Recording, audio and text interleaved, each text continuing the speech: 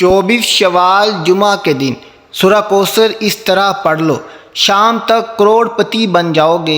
यकीन नहीं आता तो बेशक आजमा लो। नाजरीन, 24 शवाल आज जुमा के दिन 1 मिनट निकाल कर सूरह कौसर का ये वजीफ़ा पढ़ लेना। अगर दौलत का तूफ़ान देखना चाहते हो, अपनी गरीबी का ख़ात्मा करना चाहते हो, पूरी दुनिया में कहीं भी मौजूद हो, इससे फ़र्क नहीं पड़ता। आज शवाल की 24 तारीख़ है। ये दिन किस्मत वालों को मिलता है। ये दिन आपने अगर गंवा दिया किसी मजबूरी की वजह से या खुद जानबूझकर ये वजीफ़ा ना पढ़ा तो सारी ज़िंदगी पछताओगे। मेरा काम है आपको बताना, इसलिए बता रहा हूँ। हज़ारों लाखों लोगों का आजमाया हुआ ये वजीफ़ा है। मैंने कई ऐसे परेशान बहनों भाइयों को ये अमल शवाल की 24 तारीख़ को बताया और लोगों की हाजतें मुरादें मिनटों में पूरी हुई हैं। बाल बाल कर्ज़ों में जकड़ा हुआ है, कर्ज़दारों ने परेशान कर रखा है। बस हमारे पैसे वापस चाहिए। बुरे हालातों में, तंगदस्ती में, लाचारी में अपने ऊपर कर्ज़ों का बोझ जमा करते गए, अब उतारना भी है। एक बार आज के दिन सिर्फ़ 1 मिनट का ये आसान सा वजीफ़ा पढ़ लेना। हाजतें मुरादें पूरी ना हो तो आप मुझे कहना। ये वजीफ़ा करोड़ों का है, अरबों का है। कोई भी आपको ये अमल नहीं बताएगा। अल्लाह पाक ने चाहा तो तमाम रिज़्क़ के दरवाज़े आज फौरी तौर पर खुल जाएंगे।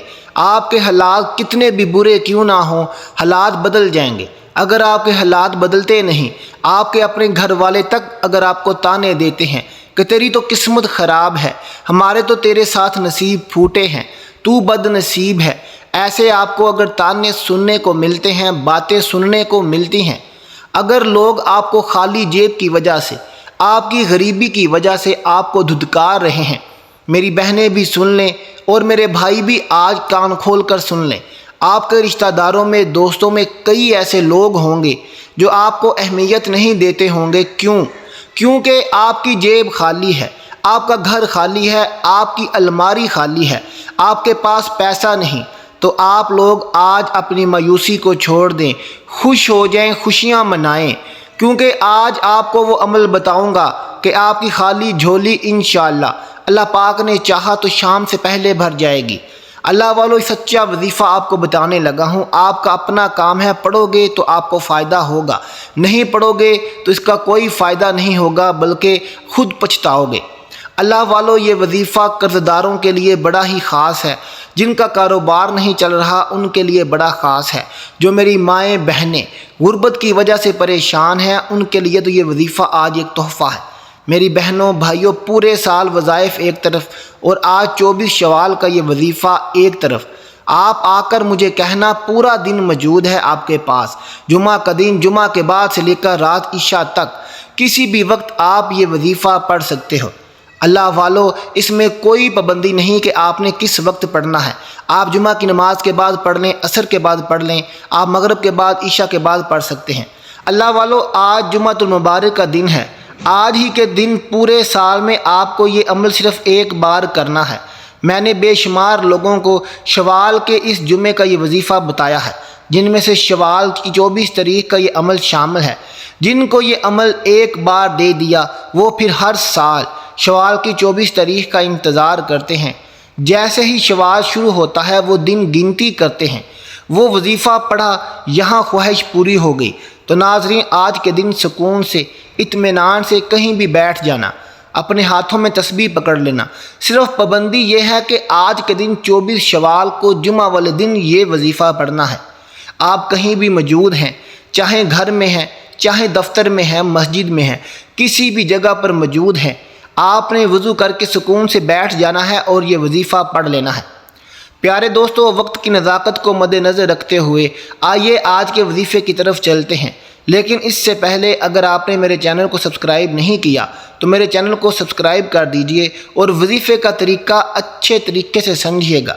अगर आपने वजीफ़ा अच्छे से ना समझा तो आप इसको अच्छे तरीके से परफॉर्म नहीं कर सकेंगे, यानी कि आप वजीफ़े को बेहतर तरीके से नहीं पढ़ सकेंगे। और जब वजीफ़ा बेहतर तरीके से नहीं पढ़ सकेंगे फिर वजीफ़े का असर भी नहीं होगा।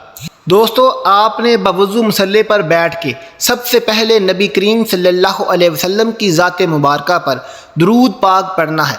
درود پاک آپ کوئی سا بھی پڑھ سکتے ہیں، آپ صلی اللہ علیہ وسلم پڑھ لیں یا آپ صلی اللہ علیہ محمد پڑھ لیں۔ آپ نماز والا درود ابراہیمی بھی پڑھ سکتے ہیں، یہ سب سے بہتر ہے۔ ایک بار ثواب کی نیت سے نماز والا درود ابراہیمی میرے ساتھ مل کر پڑھیے گا تاکہ سب کو ثواب حاصل ہو سکے۔ اللہم صلی علی محمد وعلی آل محمد کما صلیت علی ابراہیم وعلی آل ابراہیم انک حمید مجید۔ اللہم بارک علی محمد وعلی آل محمد کما بارکت علی ابراہیم وعلی آل ابراہیم انک حمید مجید۔ درود پاک پڑھتے ساتھ ہی فوری طور پر آپ نے سب سے پہلے اپنے مقصد کی نیت کرنی ہے۔ آپ میں سے جو کچھ بھی مانگنا چاہتا ہے مانگ لے۔ آج جمعہ کا دن ہے، آج قبولیت کی گھڑیاں ہیں، آج تقدیر اور نصیب کے مقدر کا ستارہ چمک اٹھے گا۔ آج جو کوئی بے روزگار ہے اس کے لیے پڑھ لے، بے اولاد ہے تو اولاد کے لیے پڑھ لو، تنگ دست ہو تو اچھے روزگار کے لیے پڑھ لو، میاں بیوی میں لڑائی رہتی ہے تو میاں بیوی میں محبت کے لیے پڑھ لو، اولاد آپ کی نافرمان ہے، شوہر نافرمان ہے تو ان کو فرما بردار بنانے کے لیے پڑھ لو، قرض سے نجات چاہتے ہو تو قرض سے نجات کے لیے پڑھ لو، من پسند شادی لو میرج کرنا چاہتے ہو تو اس کے لیے پڑھ لو۔ آپ کو دنیا جہان کی کوئی بھی مقصد ہے، کوئی بھی خواہش ہے، آج مانگ لینا جو مانگنا چاہتے ہو۔ آپ کی کوئی حاجت ناممکن ہے، آپ کو لگتا ہے کہ یہ کسی صورت بھی پوری ہو نہیں سکتی، تو آپ نے صرف اپنے مقصد کی نیت کرنی ہے۔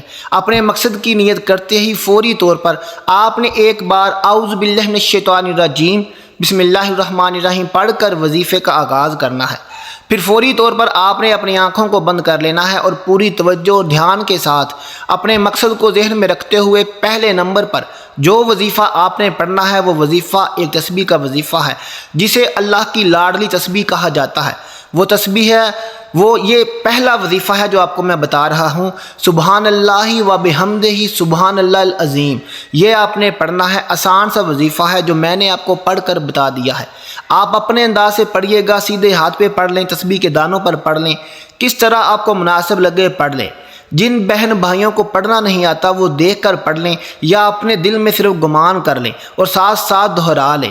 پورا عمل آپ لوگ ایک مرتبہ دہرا لیں۔ سبحان اللہ و بحمدی سبحان اللہ العظیم ایک بار ہو گیا، سبحان اللہ و بحمدی سبحان اللہ العظیم 2 بار ہو گیا، سبحان اللہ و بحمدی سبحان اللہ العظیم 3 بار ہو گیا۔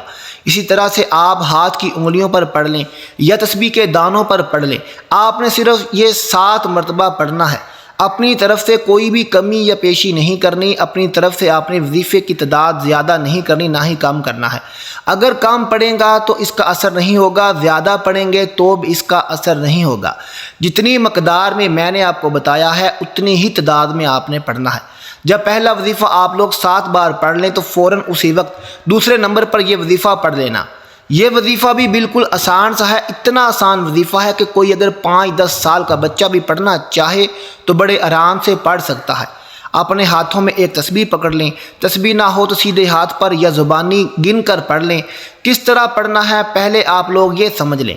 آپ نے پڑھنا ہے یا سمد یا سمد، یہ اللہ تعالیٰ کا صفاتی نام ہے۔ کتنی تعداد میں پڑھنا ہے توجہ کیجیے گا۔